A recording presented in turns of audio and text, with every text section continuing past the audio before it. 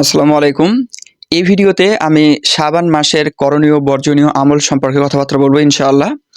এই শাবান মাসের লাইলাতুন নিসফি মিন শাবান মানে শাবান মাসের মধ্যবর্তী সময়ের একটা ফজিলতের কথা আছে আমরা যেটা শবে বরাত নামে জানি।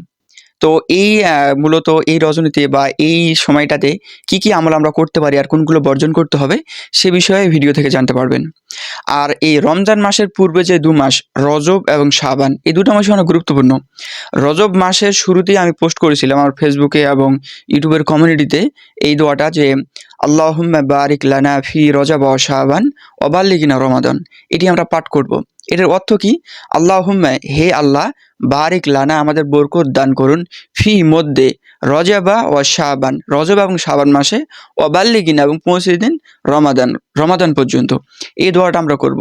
রমজান মাস হলো সিয়াম সাধনার মাস। যেই মাসে রোজা করলে সিয়াম পালন করলে এটার প্রতিদান স্বয়ং আল্লাহ তাআলা আমাদের দিবেন।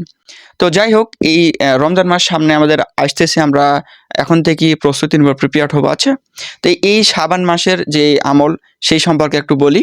তবে আপনারা যারা আমার ভিডিওগুলো ইতিপূর্বের মাসের যে ভিডিওগুলো দেখেছেন ১২ মাসের ফজিলত এই প্লেলিস্টের ভিডিওগুলো, প্রতি চন্দ্র মাসেরই ৩টা রোজা আছে ১৩, ১৪, ১৫ যেটাকে আয়ামে বিজর রোজা বলা হয়। তো এই শাবান মাসে এই রোজাটা আপনারা করবেন। আপনারা মূলত আগামী বৃহস্পতিবার, শুক্রবার এবং শনিবার করতে পারেন। তাহলেই মানে নফল রোজা হবে আর ওই যে আয়ামে বিজর যে সুন্নত রোজা সেটাও আপনারা করতে পারবেন। এটার মধ্যেই পালন হয়ে যাবে। তো এই সম্পর্কে অনেক হাদিস আছে। এই যে শাবান মাস নিয়ে যদি বলি, একটা সহিহ বুখারীর হাদিস, হাদিসের নাম্বারটা আমি দেখলাম ১৯৬৯ নম্বর হাদিস। আপনারা দেখে নিয়েন একটু। হযরত আয়েশা রাদিয়াল্লাহু তাআলা আনহা হতে বর্ণিত। তিনি বলেন যে আল্লাহ রাসূল সাল্লাল্লাহু আলাইহি সাল্লাম রমজান মাস বাদে অন্য যে কোনো মাসে সবচেয়ে যদি বেশি রোজা করেন সেটা হলো শাবান মাসে। তিনি বেশি রোজা করতেন, নফল মাস। অনেক ব্যাখ্যা বিশ্লেষণে আছে যে এই মাসে আল্লাহ তাআলার কাছে আমাদের আমলনামাগুলো পেশ করা হয়। তো সব মিলিয়ে এই মাসটাকে একটু গুরুত্ব সহকারে আমরা দেখব, চেষ্টা করব একটু বেশি আমল করার। এখন কোন আমলগুলো করব?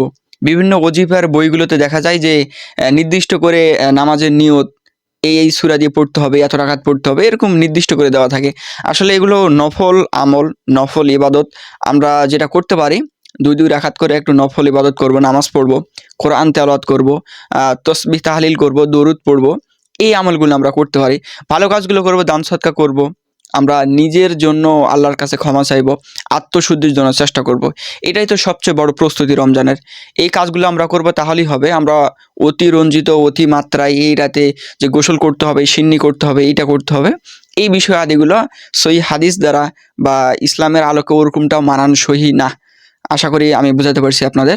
তো এই সংক্ষিপ্ত ভিডিওতে আমি রজব এবং শাবান মাসের কিছু বিষয় আদি বললাম এবং রমজান মাস যে বরকতময় ফজিলত মানে পূর্ণ, মানুষকে পরিবর্তন করে দেয় এই রমজান মাস। এরকম একটা মাস আমরা সামনে পেতে চলেছি। আমরা দোয়া করবো আল্লাহ তাআলার কাছে, এই দোয়াটা বেশি পড়বো যে আল্লাহুম্মা বারিক লানা ফি রজব ওয়া শাবান ওয়া বাল্লিগনা রমাদান। আমরা চাই আল্লাহ তাআলা আমাদের সবাইকে রমজান মাস পর্যন্ত পৌঁছে দিন। আল্লাহ তাআলার কাছে আমরা ইজ্জতের মউত চাইবো। রমজান মাসে যেন আমাদের মউতটা হয়, শুক্রবারের দিনে হয়, ইমানি হালতে যেন হয়, এই দোয়াই থাকবে।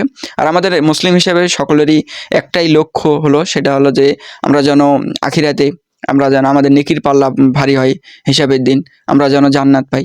আল্লাহ তাআলা আমাদের কবুল করুন, আমাদের ভুল ত্রুটিগুলো ক্ষমা করে দিন এবং যে পথে চললে আল্লাহর রাসূল রাজি খুশি হয় সে পথে আমাদের যেন চলার তৌফিক দান করেন।